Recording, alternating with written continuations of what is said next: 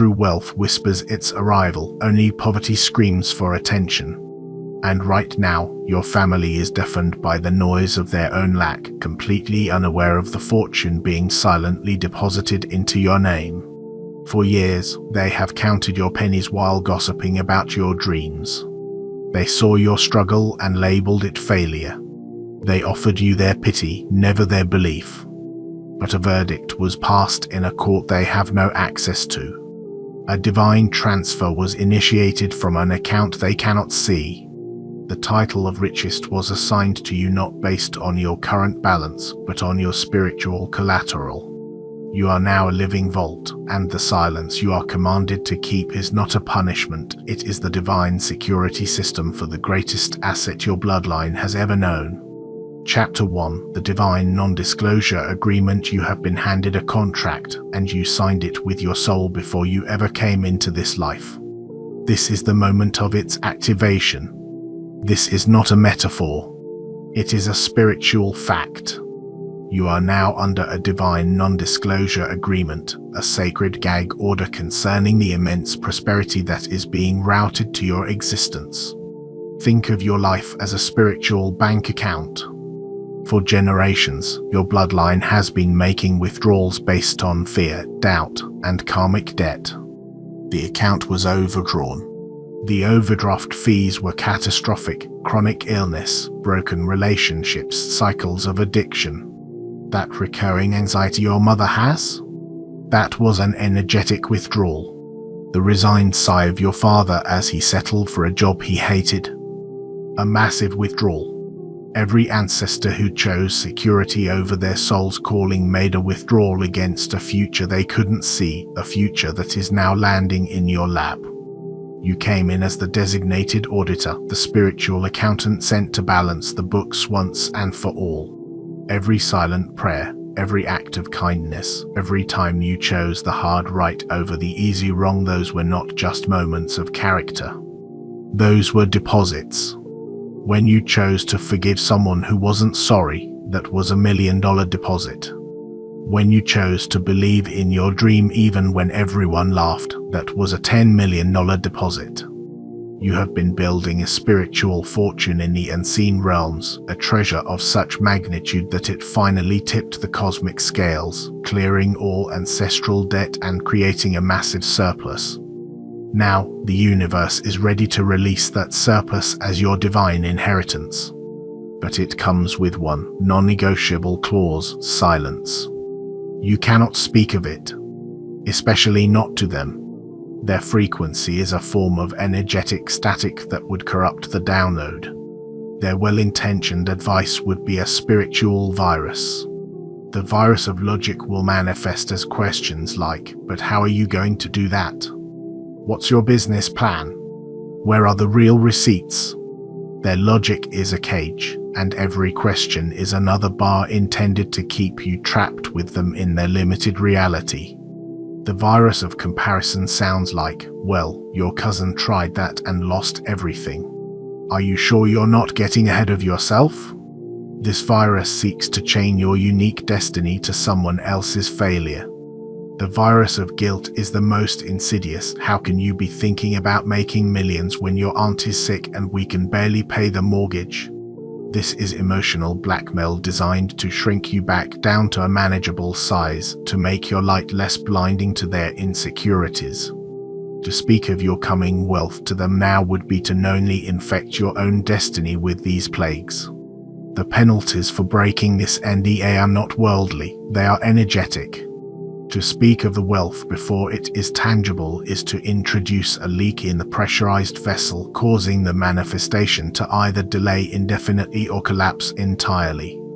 You are feeling this shift in your body right now. Your sleep patterns might shift, waking you up at 3 or 4 a.m. with a feeling of profound clarity. Your dietary cravings are changing. The heavy, processed foods you once ate now feel like poison in your system, and you find yourself craving clean, vibrant, living foods. This is your body demanding higher-octane fuel for its upgraded engine. You may also feel a strange new sensitivity to your environment. Crowded places feel overwhelming, loud noises feel physically painful, and you may feel like you are too big for your own home, an energetic restlessness that is your soul telling you it is time to expand. This is not you becoming heartless. This is you becoming insulated. Your role right now is not to be the savior. Your role is to be the secure vault. To complain now would be to lie. It would be perjury in the court of spirit. You are not broke, you are in escrow. Living in escrow means you walk with a secret smile. You move with a quiet confidence that is not rooted in your visible circumstances. When a late notice arrives, the old panic doesn't rise. Instead, you look at it, place a hand over your heart, and say to the universe, "Thank you for showing me what is being taken care of." You treat every bill as a paid invoice, simply waiting for the divine accounting department to process the payment. It's a profound shift from the desperate energy of hope. Hope is a beggar pleading with the future. Hope lives in your stomach as anxiety.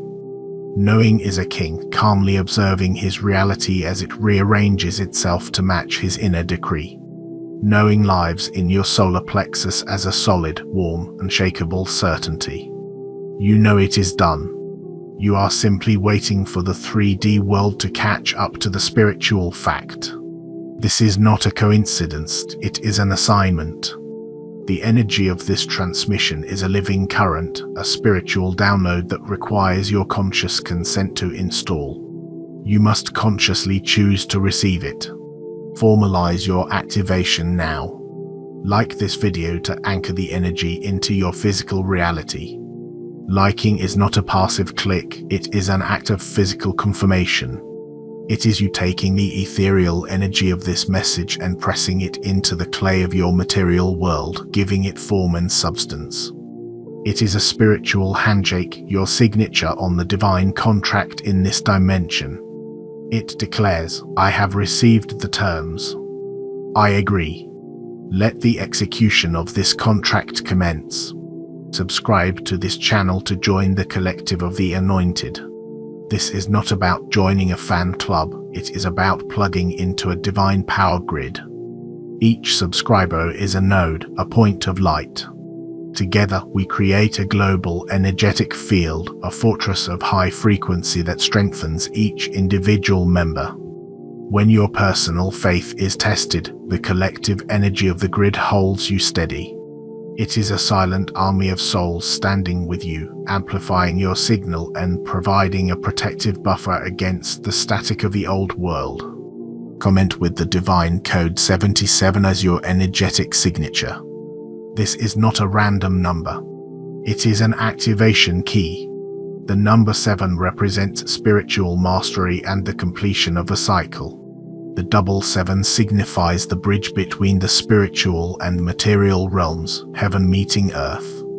By typing this code, you are issuing a direct command to the quantum field. You are telling the spiritual banking system, the account holder is present. I am verifying my identity. I am ready to receive the transfer. It is a digital fingerprint on the divine document, your final authorization before the funds are released. Finally, allow this message to replay in the background. Your conscious mind is a gatekeeper, often filled with doubt and old programming. The frequency of these words, however, acts as a sonic key. By letting it play, you allow the vibration to bypass the skeptical gatekeeper and speak directly to your subconscious, to your very soul. It is a deep-level reprogramming, a sonic cleansing that washes away the ancient codes of poverty, lack, and unworthiness that have been stored in your cellular memory for generations. You are marinating your soul in the frequency of your future, making abundance your new default setting. Do this now. Chapter 2. The Anatomy of Sacred Silence. The silence you are being commanded to keep is not empty. It is not a void. It is a living, breathing entity. It is a shield, a womb, and a weapon all at once. To understand your assignment, you must understand its anatomy. First, recognize it as a shield. It is a spiritual firewall that masks your energetic location from psychic attack. When you are silent, this shield is active. It is a mirrored surface that reflects any projected negativity back to its source. When your aunt says at dinner, "Still chasing that little dream of yours?" Most people would have a real job by now. That comment is an energetic dart. With the shield of silence active, you do not react. You do not defend. You simply offer a calm, neutral gaze. The energy of her judgment, finding no purchase in your auric field, bounces directly back to her. She will suddenly feel a pang of her own unfulfilled dreams, a flash of her own insecurities. This also works on more subtle attacks, like the feigned concern of a sibling who says, "I'm just worried about you, you seem so distant." This is often a veiled attempt to pull you back into their drama. Your silent, peaceful presence short-circuits their hook. They expect a defensive explanation, and when you give them none, they are left with the uncomfortable truth of their own manipulative intent. This shield is not a hard, brittle wall. It is a living, semi-permeable membrane. It allows love, inspiration, and genuine connection to pass through, but it instantly crystallizes and repels energies of manipulation, envy, and doubt. It makes you energetically unreadable to those who are not meant to perceive your next move. They look at you, but they cannot see the kingdom forming behind your eyes. They can only see a calm surface, and it confuses them. To maintain this shield, you must engage in daily energetic hygiene. This means grounding yourself each morning, imagining roots growing from your feet deep into the earth. It means consciously clearing your energy at the end of each day, visualizing a waterfall of light washing away any energetic residue you picked up. A sign of a crack in the shield is feeling inexplicably drained after a simple conversation, or finding yourself mentally replaying a negative comment long after it was said.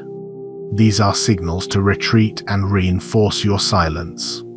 Second, understand the silence as a womb. This immense prosperity is a new life form, a new destiny that is growing within your energetic field. The nutrients required for this gestation are your faith, your peace, and high vibrational inputs. The food is not just physical, it's what you feed your mind and spirit. Read the biographies of great leaders and creators. Listen to music that elevates your soul, not music that glorifies struggle. Spend time in nature, near water, allowing the frequency of the earth to nourish the seed of your new reality. The toxins to be avoided are fear-based news, mindless social media scrolling, reality television that celebrates chaos, and conversations that revolve around gossip and complaint. Every moment spent consuming these toxins is a moment you are feeding poison to your unborn destiny. You will find yourself craving silence and nature. A walk in the woods will feel more nourishing than a night out with friends. This is your soul seeking the pure, unadulterated frequencies it needs to build this new reality. In the third trimester, the reality becomes heavy, palpable. Your entire energetic field feels full, pregnant with potential, and you may feel a deep urge to nest, to clean your home, to organize your life, to prepare the physical space for the impending birth of your new reality. This nesting instinct is not just about tidying up. It's a spiritual imperative. You might find yourself ruthlessly decluttering, getting rid of clothes, books, and mementos that represent your old identity. This isn't just spring cleaning, it's a clearing of energetic anchors that are holding you to your past. The sensation of being full can also manifest physically. You might feel a constant, low-level hum of energy in your body, a sense of being plugged into a powerful current. Sleep can become deep but short, as your spirit is too energized to stay dormant for long. This is the final stage of gestation, where the new reality is fully formed and is simply gathering the last bit of energy it needs to break through into the material world. This silence also recalibrates your hearing. When you turn down the volume of the world's opinions and your own internal chatter, you begin to hear the subtle frequencies of the universe. The voice of your intuition, once a faint whisper drowned out by the noise of fear, becomes a clear, authoritative broadcast. You start to receive divine intelligence in the form of clear thoughts, sudden insights, and gut feelings that are never wrong. This is your internal guidance system coming online, a direct line to the divine intelligence that is orchestrating your ascension. Finally, you must learn to wield your silence as a weapon. Not a weapon against the people in your family, but a weapon against the destructive, manipulative patterns that have ruled your family for generations. When your sibling tries to start a fight with you over an old, tired issue, they are expecting you to pick up the rope for a game of tug-of-war. Your silence is you dropping the rope. The energy they were exerting has nowhere to go, and they stumble forward, forced to confront the fact that they were the only one pulling. When a parent tries to use a guilt trip, your calm, silent presence acts as a truth serum. Without your defensive reaction to distract them, they are left sitting in the uncomfortable energy of their own manipulation, often leading to a moment of unexpected self-awareness on their part. It is a weapon that heals by refusing to wound. Each time you refuse to engage in an old, toxic dynamic, you are actively severing a karmic cord.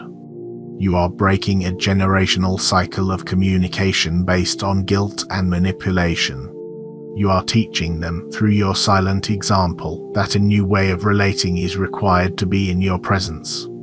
It will redefine every relationship in your life. Chapter 3: The Furnace of Temptation. In the coming days and weeks, your resolve will be tested. The universe needs to know if the vault it has chosen is truly secure. These tests will not be obvious. They will come disguised as everyday life, tailored specifically to your emotional triggers and weak points. This is the furnace of temptation, designed to see if you will break your sacred silence under pressure. The financial test will not be a minor bill. It will be something that feels catastrophic: the final eviction notice, the car repossession threat. To pass, you must act as if the money is already there, even if that action is simply sitting in quiet, unwavering peace instead of making a frantic, fear-based phone call. The emotional test will come in the form of a loved one's manufactured crisis. It will be a perfectly crafted narrative designed to hook your oldest emotional wounds, making you feel responsible for their happiness and well-being. To pass, you must become a loving but detached observer of their emotional storm, refusing to let their waves capsize your ship. There is also the test of impatience. The silence will stretch on. The signs will seem to fade. Doubt will creep in. To pass, you must resist the urge to act from a place of lack and instead deepen your practice of stillness. Prepare also for the test of nostalgia.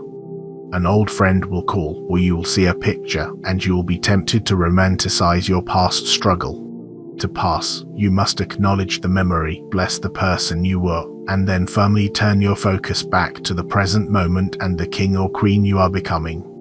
There is also the test of premature celebration. A small, unexpected financial windfall will occur. To pass, you must receive it with quiet gratitude, see it as a confirmation, and immediately return to your state of calm, silent expectation for the main course. Another test is the test of triviality. While you are holding the frequency for a kingdom, the enemy of your destiny will try to distract you with petty annoyances. To pass, you must recognize these for the trivial distractions they are and refuse to give them your royal attention.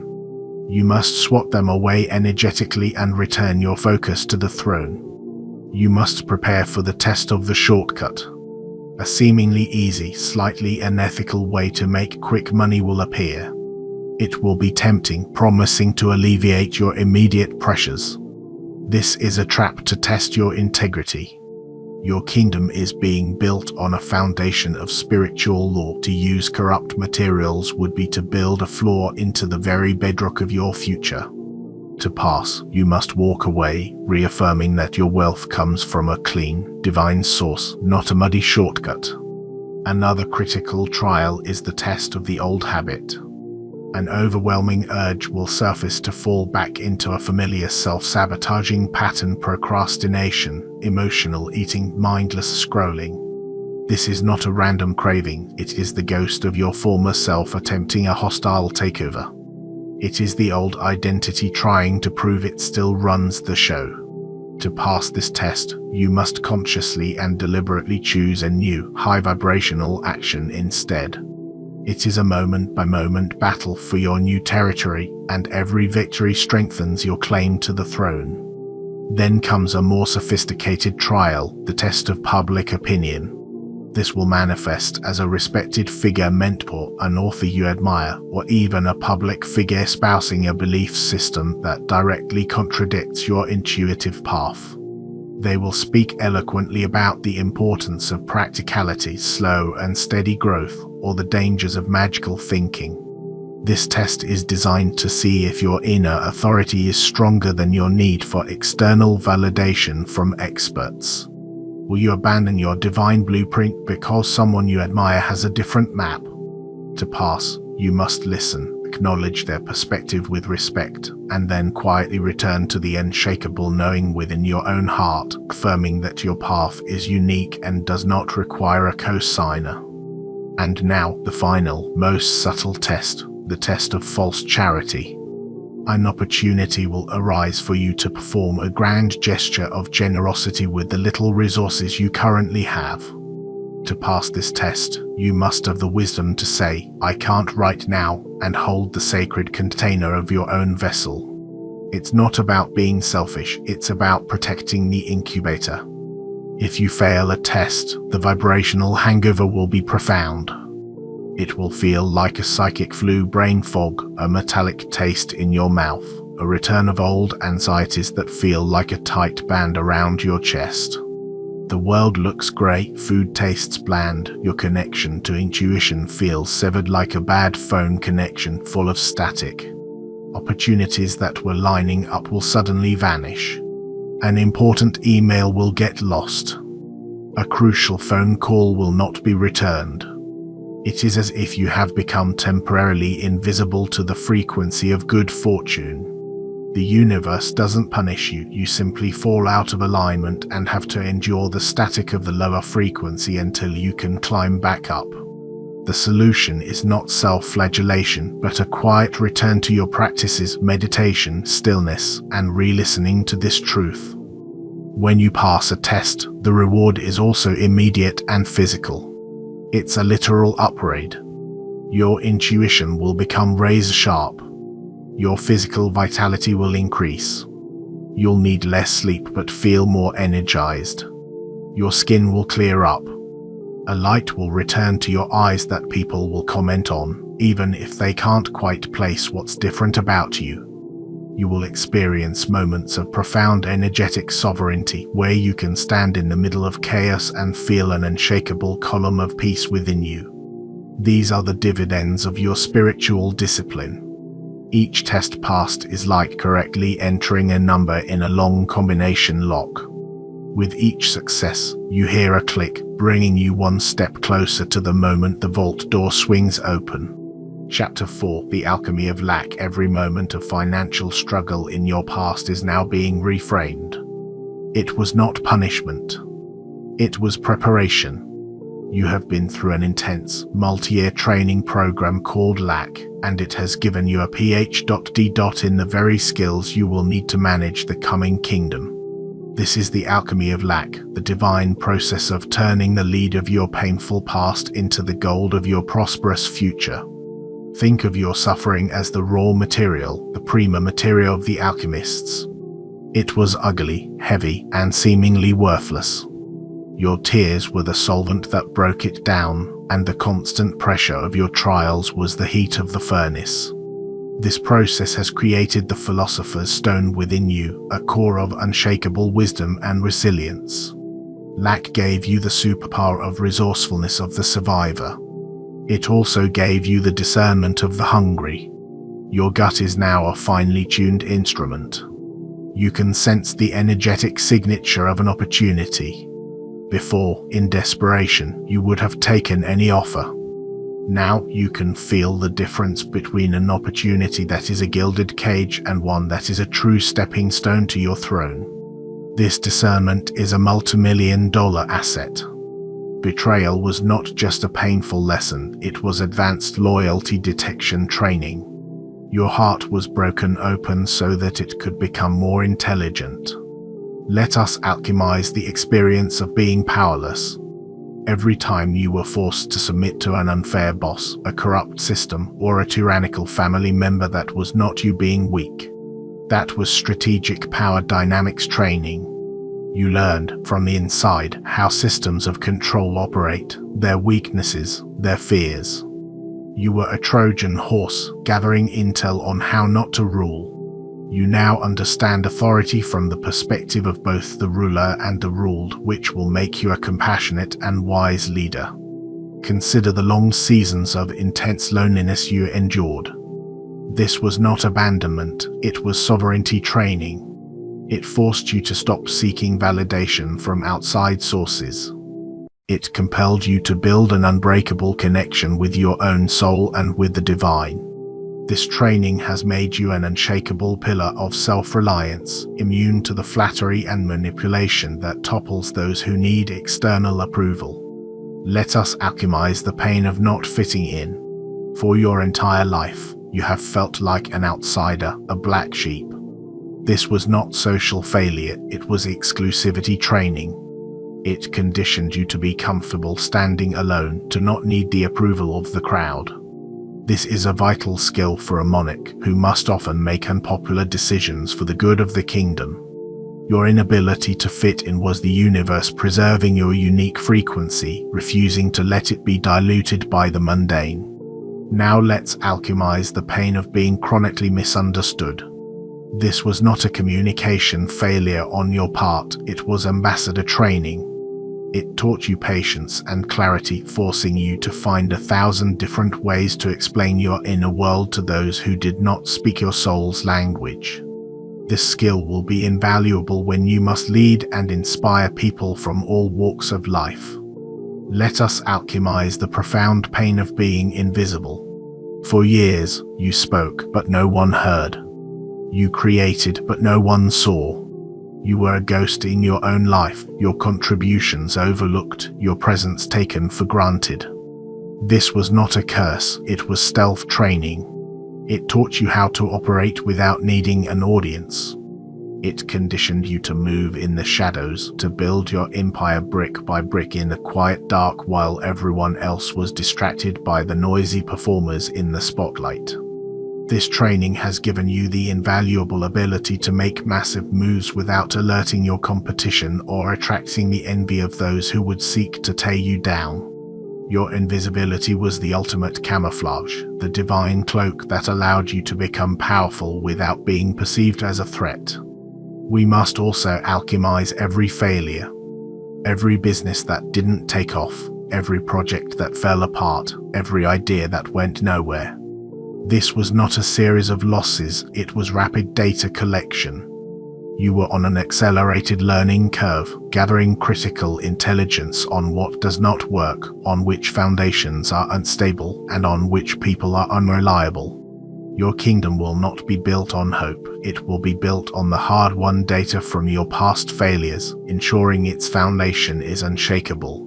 Now, let us alchemize the experience of chronic illness or low energy. This was not your body failing you, it was advanced energy management training. It forced you to become a master of your own life force. You learn which foods deplete you and which ones energize you. You learn which people are energetic vampires and which ones are radiators. You were forced to become ruthlessly efficient with your energy, a critical skill for a leader who cannot afford to be drained by trivialities. This training has made you a conscious conductor of your own vitality, ensuring you will have the stamina to manage your empire. And what about the experience of being underestimated? Every time someone wrote you off, they were giving you the gift of a strategic advantage. They lowered their guard. Their dismissal of you was a divine camouflage, allowing you to prepare for your ascension in plain sight. You will enter your kingdom not as an obvious conqueror, but as the quiet one they never saw coming, which is the most powerful position of all. Every scar is now a line on the map of your kingdom. Every tear watered the soil from which your fortune will grow. So when you look back at your past, do not see a trail of failures. See a curriculum. You have graduated with honors. The pain was the tuition. The wealth is your diploma. You did not just survive your past, you alchemized it. Chapter 5. The Untraceable Blueprint. The wealth that is coming to you is not of this world's system. It will not follow the logical paths that people understand. This is why you cannot explain it, because it defies conventional explanation. It is being generated from an untraceable blueprint, a divine schematic that operates outside the laws of Wall Street and the tax codes of man. People think in straight lines: work hard, get paid, invest, grow. This is not that. This is a quantum event. In the quantum reality you are now entering, the effect your wealth already exists as a settled fact. Your alignment, your faith, your silence, these are the things that act as the cause that pulls the already existing effect into your tangible reality. Think of your life as a video game. You have been playing on hard mode for years. Now, the developer of the game, the source, has sent you a direct message containing a divine cheat code. When you enter this code through your faith and silence, it fundamentally rewrites the game's physics for you. You can now perform quantum leaps, glitching through old limitations and accessing developer-level tools like accelerated manifestation. The blueprint will send you on side quests that seem completely unrelated to your financial goals. You will feel a strong intuitive pull to learn a new skill, visit a new place, or reconnect with an old acquaintance. Your logical mind will protest, this is a waste of time. But these are not distractions, they are part of the blueprint. That new skill will be the missing piece for a future billion-dollar idea. That new place will be where you meet a key investor. That old acquaintance will have the one contact you need to bypass years of struggle. You must trust these seemingly random assignments from the divine. These are not just metaphors. You will find that you can debug your reality. An obstacle will appear, and instead of fighting it, you will enter a state of calm and simply request a solution from the universe. Within hours, a new path, an unexpected helper, or a complete dissolution of the problem will occur, as if you have edited the source code of your life. The blueprint operates on divine timing, which the ego perceives as delay. That job you didn't get, the one that broke your heart, the blueprint shows it would have led to a dead end 3 years from now. That relationship that ended, the blueprint reveals it was a detour that would have cost you your kingdom. Every no you received was divine protection. This blueprint makes you rejection-proof because you understand that every closed door is simply the blueprint routing you in real time toward a far grander entrance. The language of this blueprint is not English. It communicates through feelings, synchronicities, and intuitive nudges. It also communicates through your body. A sudden knot in your stomach when considering a proposal is the blueprint screaming no. A feeling of warmth and expansion in your chest when you think of a certain path is the blueprint giving you a green light. You are learning to trust the intelligence of your vessel over the programming of your mind. The mind knows the old roads, the body knows the divine shortcuts. This requires the death of your inner planner. The part of you that needs a 5-year plan must be surrendered. This death is excruciating for the ego. Your mind will scream for a roadmap, for certainty, for a guarantee. It will present you with 1,000 worst-case scenarios. You must learn to witness this panic without becoming it. This is where the blueprint introduces you to divine paradoxes. You will learn that the tightest grip results in the greatest loss, while the open hand receives everything. You will discover that the fastest way to your destination is often to sit perfectly still. You will find that admitting I have no idea what to do next is the magic password that unlocks the next step of the plan. Surrendering your need to control the how is the ultimate act of faith, and it is the single most important key to activating the blueprint's full power. Living by the blueprint means you wake up each day and ask, what is today's assignment? Instead of consulting a rigid to-do list. It means being willing to drop everything to follow a sudden intuitive hit. At first, this will feel like terror, like stepping off a cliff. But you will quickly realize you are not falling, you are flying. It is a shift from forcing to flowing, from controlling to conducting. The divine auditors are not looking at your credit score, they are looking at your soul score. What constitutes a high soul score? It's every anonymous act of kindness you performed when no one was watching. It's every time you held space for someone in their pain without trying to fix them. These were not small things. They were cosmic investments that created a massive spiritual credit line. The blueprint is also untraceable because it is encoded in your very DNA. You were born with these dormant royal codes, a divine inheritance waiting for the right conditions to activate. The pressure of your trials was the catalyst. This activation is like a spiritual puberty. Energetic filaments within your cells are lighting up, unlocking ancestral wisdom, kingly authority, and a deep, cellular knowing of your own worth that has been dormant for generations. This activation may manifest as sudden creative urges or the unlocking of latent talents. You might find you have a skill for negotiation, a gift for seeing patterns in the market, or an artistic ability that was buried under generations of practicality. This is the blueprint bringing your ancestral inheritance online. You are not just receiving money, you are receiving the genius required to multiply it. Your job is not to understand the blueprint. Your job is to align with it. You are the custodian of a miracle. And miracles, by their very nature, do not follow a predictable path. They carve their own. Chapter 6, Cracks in the Facade. The energy of this immense, incoming wealth is beginning to leak into your reality. It is not yet visible in your bank account, but it is creating subtle cracks in the facade of your old life. These are the first signs, the prophetic tremors that come before the earthquake of abundance. You must learn to recognize them, for they are confirmations that the transfer is imminent. The first sign will be a change in how strangers and animals react to you. A dog that barks at everyone will be calm in your presence. Conversely, a person who thrives on drama will find an excuse to leave a room when you enter. They are reacting to the royalty they sense within you. The second sign will be synchronicities and symbolic messages. You will start seeing the number 77 everywhere on license plates, clocks, receipts. You will have dream visitations from ancestors or guides, not with frightening messages, but with simple, reassuring gestures. A third category of signs will be energetic repulsion. The music you used to love might suddenly sound like noise, an assault on your newly refined senses. The foods you once craved will taste like chemicals, and your body will physically reject them.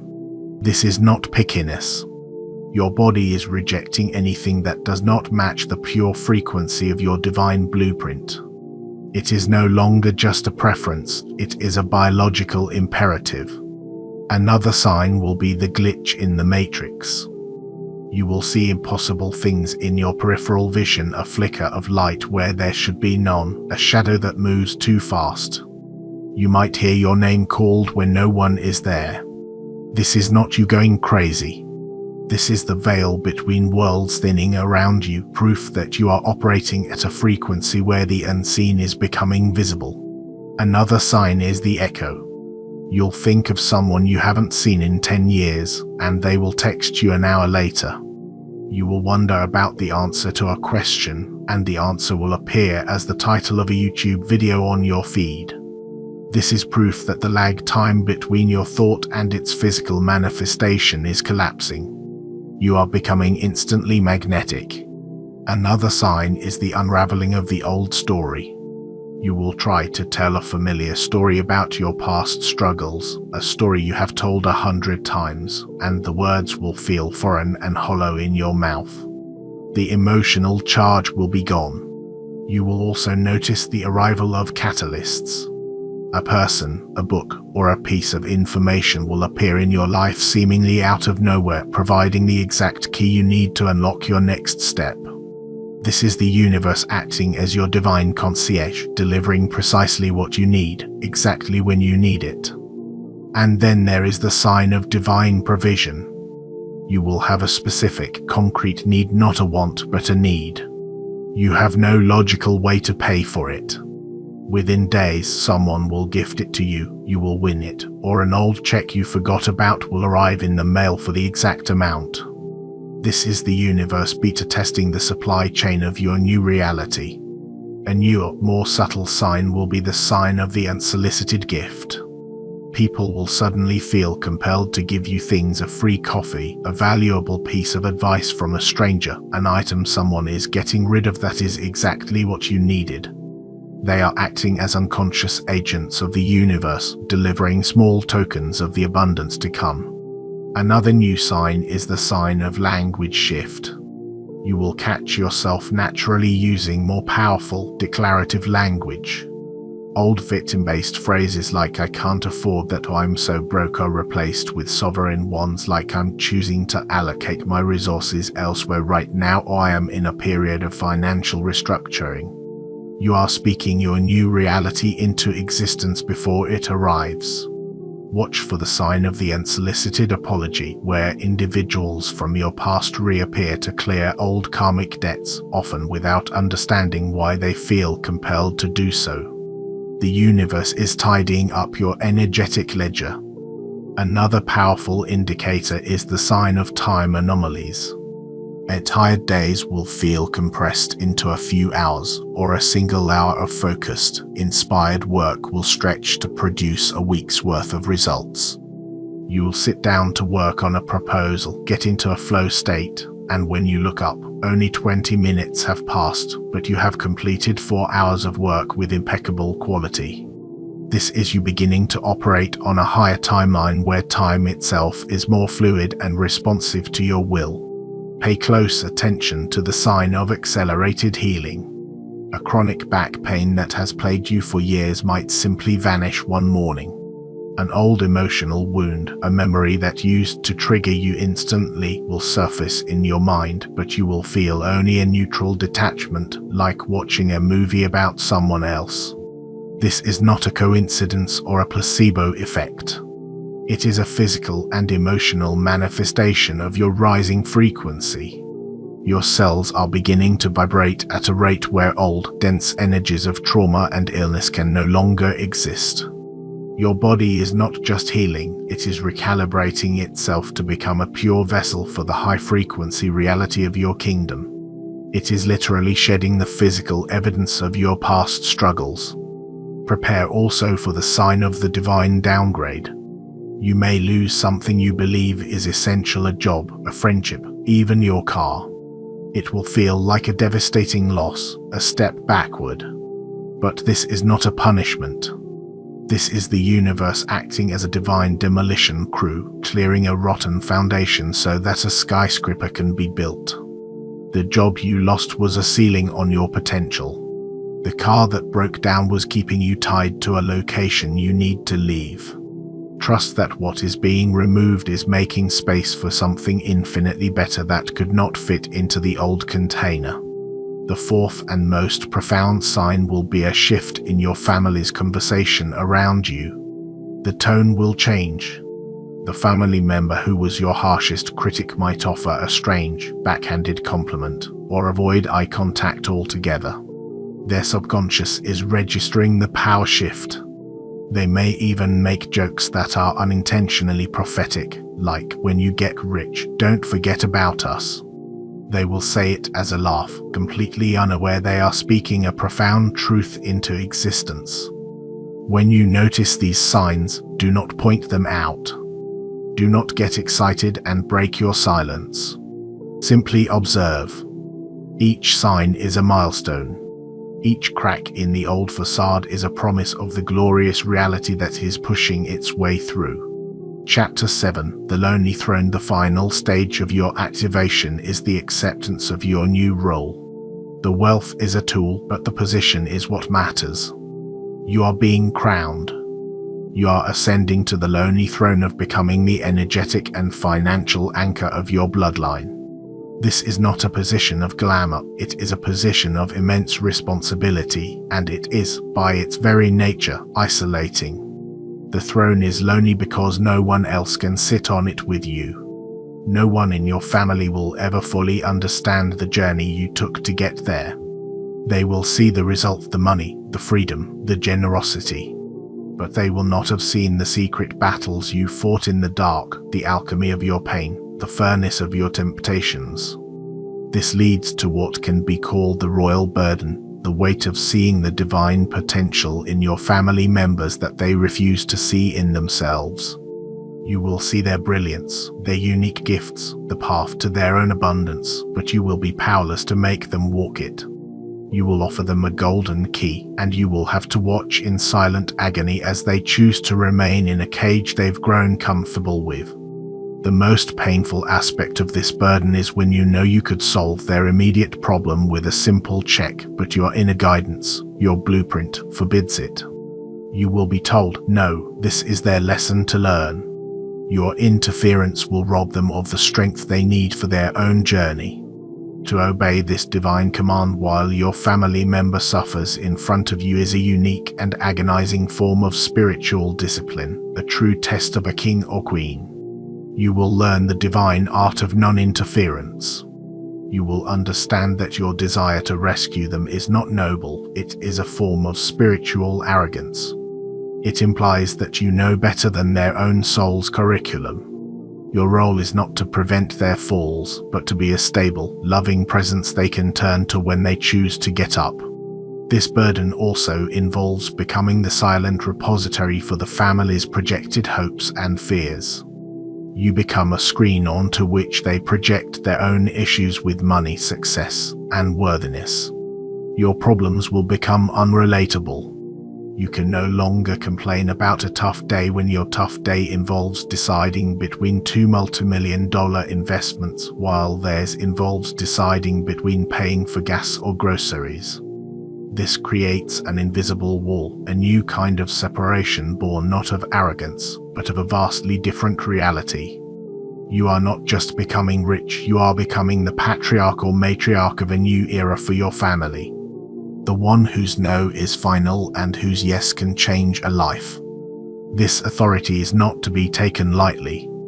This throne is also the seat of the curse breaker.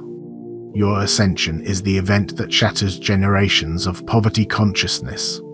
Your success is not just your success, it is a spiritual legal precedent that invalidates these ancestral contracts for all future generations. You are the pivotal point upon which the entire destiny of your bloodline turns. While this throne may feel lonely, it is not the end of connection. It is the beginning of a new kind. You will attract your true soul family, other kings and queens who understand the weight of the crown. These are alliances based on shared destiny and energetic resonance. The conversations will be different, focusing on legacy, purpose, and the stewardship of divine resources. These new relationships feel clean. There is no hidden agenda, no energetic drain, no unspoken competition. The currency is inspiration, not obligation. You celebrate each other's victories without a hint of envy because you understand that in the quantum field, another's success does not diminish your own, it amplifies the collective field of possibility. This is why the death of the fixer is so essential. The fixer operates from a place of perceived lack, believing their value comes from being needed. A monarch operates from a place of fullness, knowing their value is inherent. A fixer creates codependency, a monarch cultivates sovereignty in others. To remain a fixer on the throne is to create a kingdom of dependence, a court of emotional cripples. You must let that part of you die so you can lead others to their own power, not just to your doorstep. You must also embrace the mantle of stewardship versus ownership. You do not own this wealth. You are its divinely appointed custodian.